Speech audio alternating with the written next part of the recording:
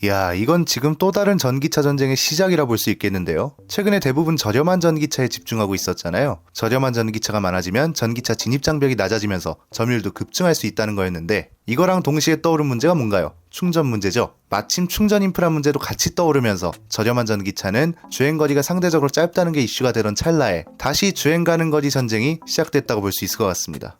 1회 충전 주행 가는 거리가 800km인 현대차가 나온다는 소식이 있는데, 어떤 차인지 그리고 동향은 어떻게 흘러가고 있는지까지 쉽고 빠르게 정리해드리겠습니다.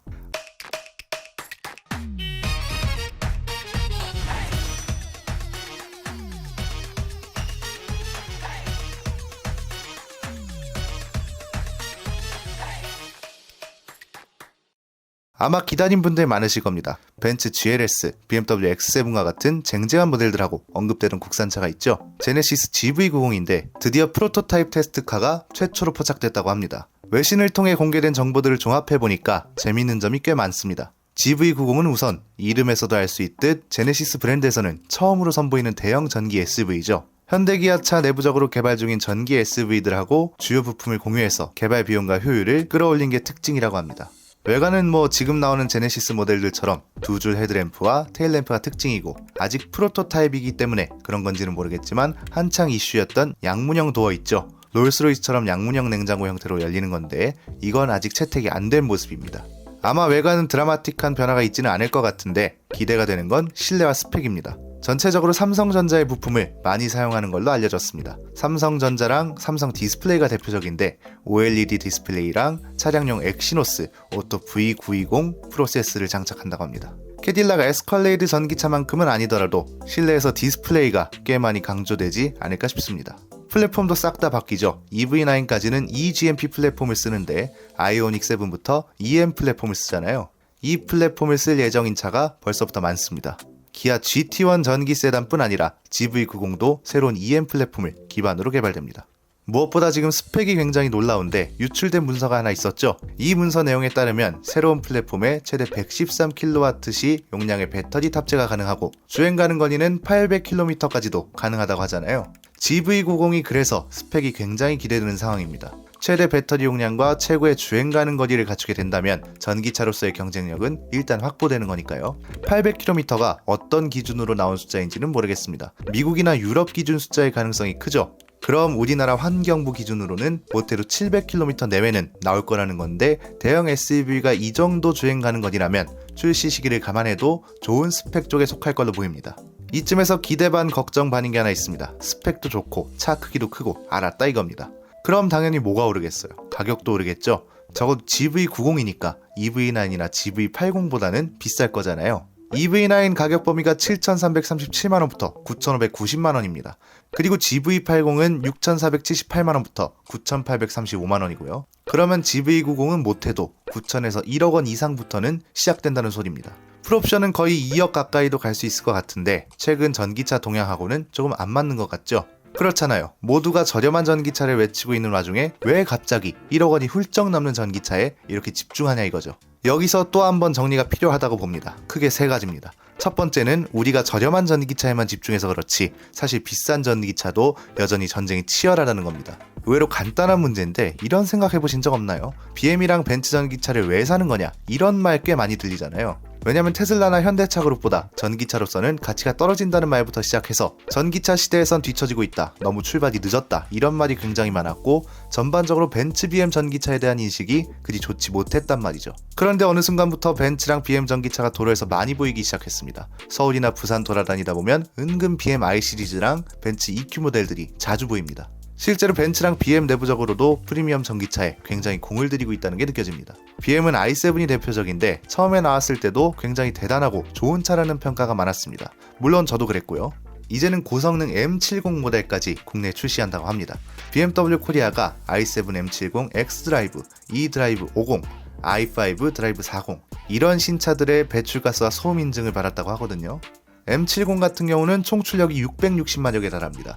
역대 BM 전기차 중에서 출력이 가장 높은 겁니다.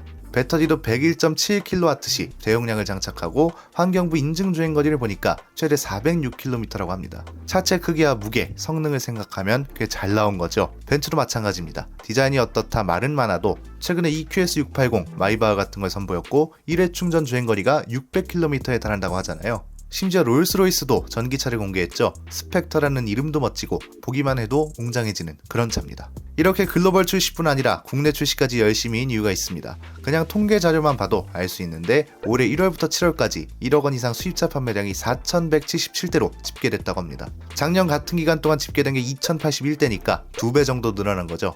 연도별로 보면 상승세가 굉장합니다. 2019년에는 1억 원 이상 수입차의 연간 판매량이 92대에 그쳤거든요. 그런데 이게 2020년에는 1,304대로 늘어나더니 2021년에는 3,118대까지 뛰었습니다. 그런데 올해는 겨우 7개월 동안 집계된 게 이미 작년 연간 판매량을 뛰어넘었다는 거죠. 이게 중요한 겁니다. 결국 전기차 배터리가 어떻고 스펙이 어떻고 이런 것도 중요하지만 일반 소비자들 중에선 브랜드만 보고 비싼 전기차를 수요하는 사람들이 여전히 존재한다는 거죠. 내연기관차 시대에 쌓아둔 브랜드 가치가 결국은 작용하고 있다고 볼 수 있는데요. 이러니까 현대차도 가만히 있을 수 있나요? 비싸도 사주고 저렴하다고 무조건 많이 사주는 것도 아니고 저렴한 전기차 시장만 있는 것도 아니니까 한 대만 팔아도 많이 남길 수 있는 비싼 전기차 시장도 먹고 들어가면 좋은 거죠. 특히 우리나라에서 이미 제네시스 판매량은 말도 안 되는 숫자이기 때문에 GV90 같은 차들도 일정 수준 이상 판매량이 나올 거니까 만들지 않을 이유가 없다는 거죠. 두 번째는 그래서 지금 생산 대수와 효율을 높이기 위한 작업에도 열을 올리고 있다는 겁니다. 대량 생산과 공장 효율, 이 두 가지를 위해서 새로운 공법을 도입한다고 합니다. 한국판 기가팩토리라는 말도 나오던데 지난번 영상에서 현대로템이 서버프레스를 도입한다고 했잖아요. 이번에는 이게 현대차 공장에서는 어떻게 구체적으로 적용될지에 대한 소식이 나온 겁니다. 한국판 기가프레스라는 말이 붙는 이유는 간단합니다. 실제 기가프레스랑 공법이 비슷합니다. 현대차랑 기아가 지난 21일에 하이퍼캐스팅이라는 명칭으로 상표권 등록을 신청했다고 합니다. 현대차그룹이 상반기에 기술 실증 사업도 시작했거든요. 다행히 노사랑도 합의를 해서 경량 소재 개발하고 초대형 주조기술 실증 사업을 진행하기로 했다고 하는데 업계에선 이걸 어떻게 보냐면 어느 정도 도입 계획이 잡혀있는 상태이기 때문에 실증 사업과 동시에 상표까지 출원한 거라고 보고 있습니다.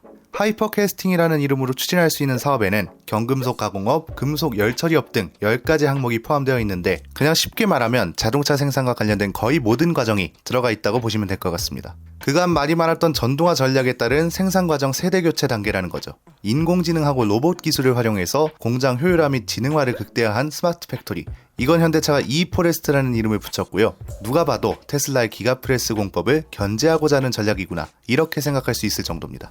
기가프레스 공법은 뭔가요? 하나하나 용접을 해서 차를 만드는 게 아니라 알루미늄 합금을 녹인 다음에 틀에 붓고 초대형 프레스로 고온과 고압을 가해서 차체를 찍어내는 주조기술 중 하나죠. 공정 한 번으로 조립에 필요한 차체를 만들어낼 수 있으니 생산 과정을 단축하고 비용도 절감할 수 있는 거잖아요. 이걸 테슬라는 캘리포니아 공장을 시작으로 상하이, 베를린, 텍사스 공장에도 도입했고 한창 전기차 점유율 싸움이 시작됐을 때 빛을 발휘했다고 볼 수 있죠. 현대차 그룹도 그래서 전략 다양화를 하고 있다고 보면 될 것 같습니다. 이미 중간 가격 정도 하는 대중 전기차 시장은 어느 정도 잡았습니다.